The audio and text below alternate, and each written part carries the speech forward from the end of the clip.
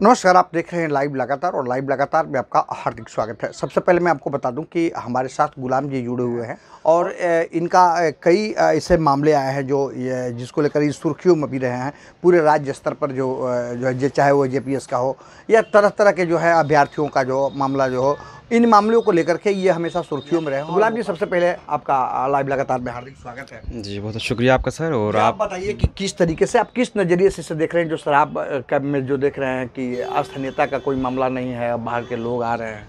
बिल्कुल सर, ये बहुत ही ज़्यादा आहत करने वाली बात है, जहाँ पे एक और पूरे राज्य में जहाँ पे नियुक्ति का दौर चल रहा था, जहाँ पे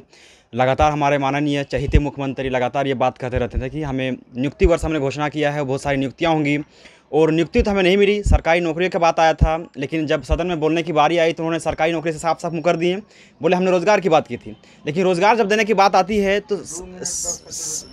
सरकार से मेरा एक ही पूछना था कि जब आपने रोज़गार के बारे में बात किया था तो आप जब यहाँ के स्थानीय युवाओं के बारे में सोचते हैं तो ऐसे में जो आपने शराब को लेकर के जो ठेके में आपने दिया, तो वहाँ पे आपने इंटरव्यू भले लिया स्थानीय युवाओं का, लेकिन उस पर स्थानीय युवा नहीं आए, बल्कि बाहर के युवा आए, चाहे उड़ीसा का बात करें, बंगाल का बात करें या फिर बिहार का बात करें, तो तमाम युवा यहाँ पे काबिज हो गए। तो और झारखंड का जो बोकारो शहर है यहाँ पे, जहाँ पे आपने उन लोगों का इंटरव्यू लिया, बाद में फिर उनसे पैसे की मांग करना, इस तरह की चीज़ें जो है नाजायज़ होने लगी है।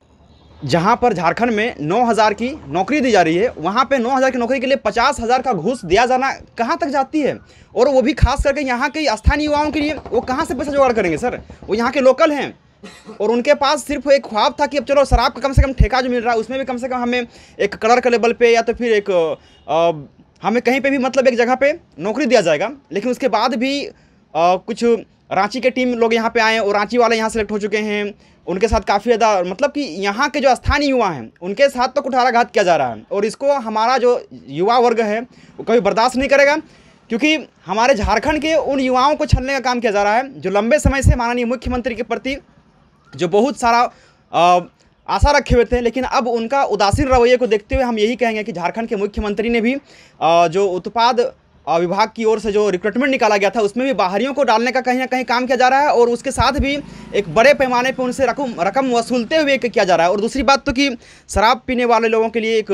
बुरा संदेश भी जाएगा इसलिए क्योंकि जो शराब की जो दामें थी, जो कीमतें था, उसमें भी बढ़ा दिया जा रहा है। तो मतलब कहीं ना कहीं मतलब यहाँ पे लूट खसोट की राजनीति झारखंड में बढ़ना शुरू हो गया है और इसका झारखंड के युवा वर्ग कभी इसको बर्दाश्त नहीं करेंगे, इसका पुरजोर विरोध करेंगे सर। देखिए, आखिर विरोध का तरीका और उसका स्वरूप क्या होगा? जैसे मान लीजिए आप विरोध करेंगे तो उस विरोध का स्वरूप क्या होगा, कैसे विरोध करेंगे आप? बिल्कुल, जिन युवाओं का यहाँ पे इंटरव्यू हुआ था उन युवाओं को लेकर के हम सड़क उतरेंगे, क्योंकि उन युवाओं के साथ तो कहीं ना कहीं नाइंसाफ़ी है। जो 9,000 की नौकरी के लिए 50,000 का घूस देंगे, तो कहीं ना कहीं हम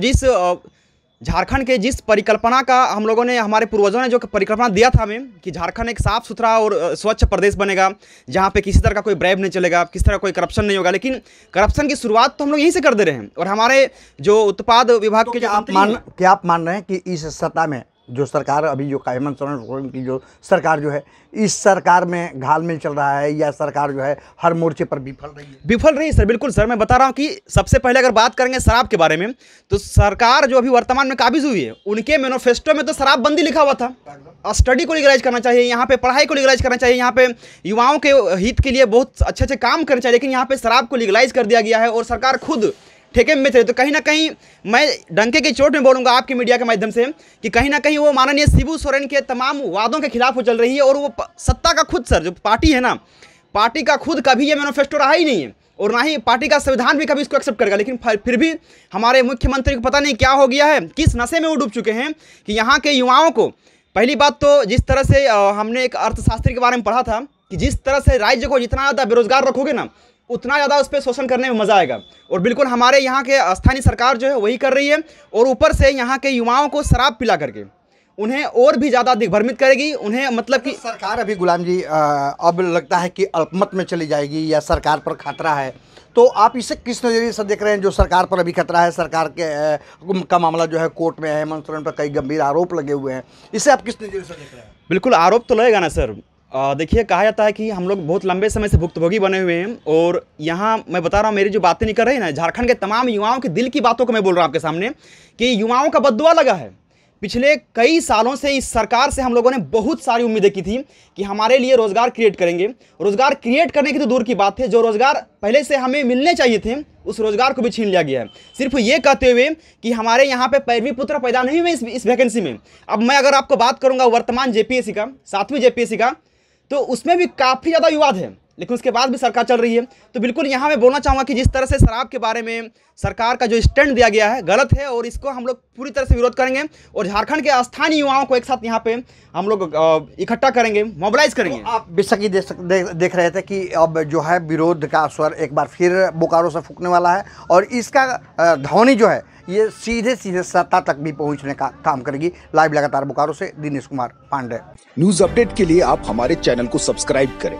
आप हमें फेसबुक और इंस्टाग्राम पर भी फॉलो कर सकते हैं। बने रहे लगातार.in के साथ।